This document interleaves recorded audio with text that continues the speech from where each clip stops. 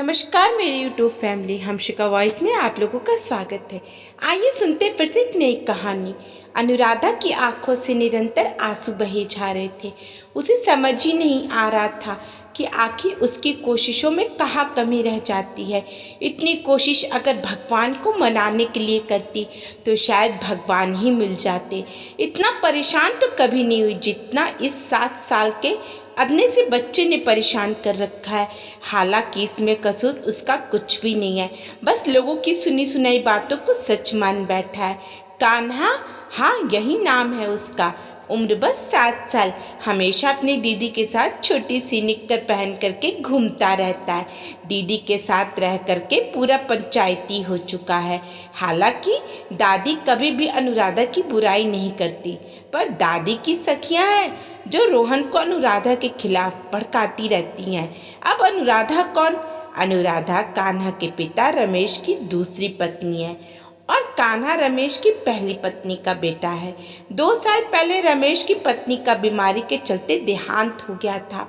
उसके बाद रमेश शादी नहीं करना चाहता था। बस जैसे तैसे बड़े मुश्किल से रमेश को शादी के लिए मनाया गया और अभी पिछले महीने ही रमेश का विवाह अनुराधा के साथ हुआ है। जब अनुराधा का विवाह रमेश के साथ हुआ, उस समय जो भी मेहमान घर पर आए उन लोगों ने मजाक मजाक में सही पर बच्चे के सामने ये बात कही, अरे कान्हा, तेरी तो दूसरी माँ आने वाली है, थोड़ा संभल कर रहना। तो कोई कहता, कान्हा तेरी तो सौतेली माँ आ रही है, बहुत खराब होती है सौतेली माँ। लोग तो मजाक मजाक में कह कर के चले गए, पर उसका असर उस बच्चे पर बहुत ज़्यादा हुआ। जब अनुराधा शादी होकर के घर में आई, तब से कान्हा का अनुराधा के साथ 36 का आंकड़ा चलता है।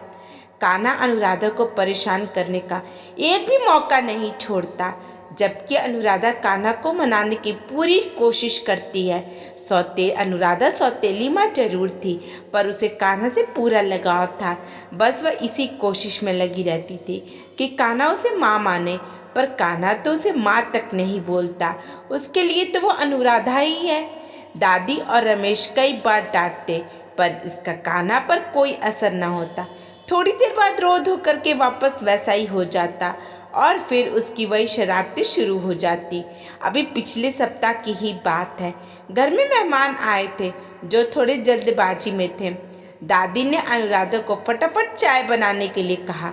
घर में रसोई का काम चूल्हे पर होता है, तो अनुराधा ने चूल्हा जा कर के चाय चढ़ाई और पानी लेकर के मेहमानों को देने आए। इतने में कान्हा ने पानी का जग लाकर चूल्हे में डाल दिया। जब तक अनुराधा रसोई में गई तब तक चूल्हा बुझ चुका था। अब चूल्हे में पानी भर गया था तो दोबारा चाय बन नहीं पाई। बाहर दादी ने सबके सामने अनुराधा को फटकार लगा दी। अनुराधा को डांट पड़ते देख करके कान्हा को बहुत मज़ा आया। बेचारे मेहमान बिना चाय पिए ही निकल गए। 2 दिन पहले अनुराधा ने अपने कपड़े छत पर सुखाए और नीचे आकर थोड़ी देर आराम करने लगी। उस दिन ज़्यादा थकी हुई थी तो उसे नींद लग गई। जब नींद खुली तो घर के पीछे से कान्हा और उसके दोस्तों के हंसने की आवाज़ आ रही थी। अनुराधा देखने गई तो देखकर हैरान रह गई। छत पर सुखाई उसकी साड़ियों को कान्हा अपने गांव के सींग पर बांध कर खेल रहा था। अनुराधा को देख कर के सारे बच्चे वहाँ से फरार हो गए।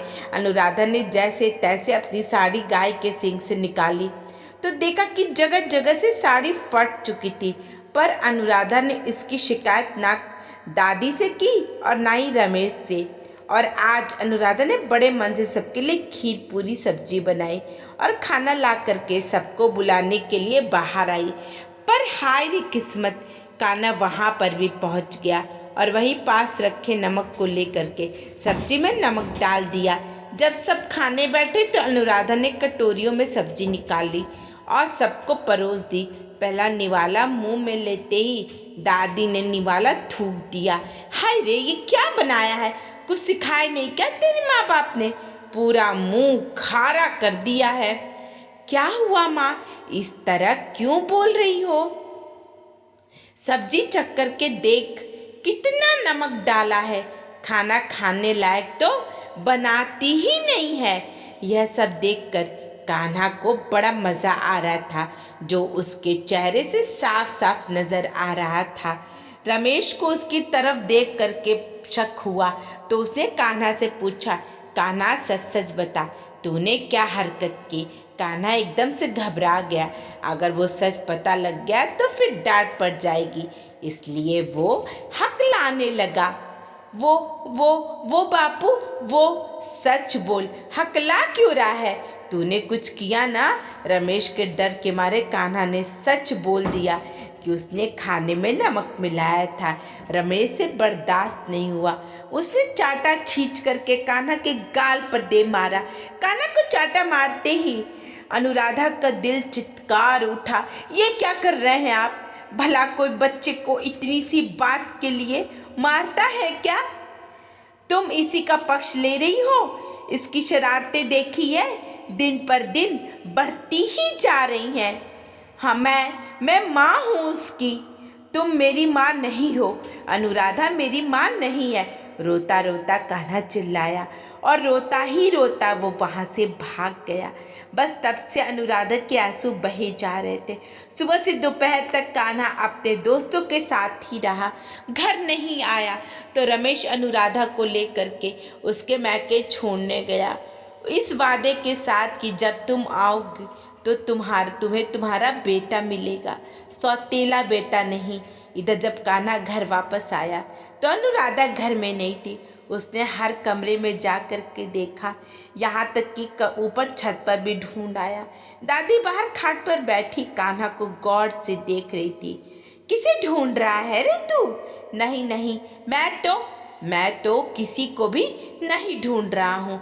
अच्छा, जिसे ढूंढ रहा है ना, बता दूँ, वो तो गई अब यहाँ से, अब नहीं आएगी। हाँ तो क्या फ़र्क पड़ता है, अब तो मैं चैन से रहूँगा। मेरी सौतेली माँ गई। इसकी बात सुनकर दादी मन मन मुस्कुराई, जिसे देखकर एक बार तो कान्हा हड़बड़ा गया, फिर चुपचाप अंदर कमरे में चला गया।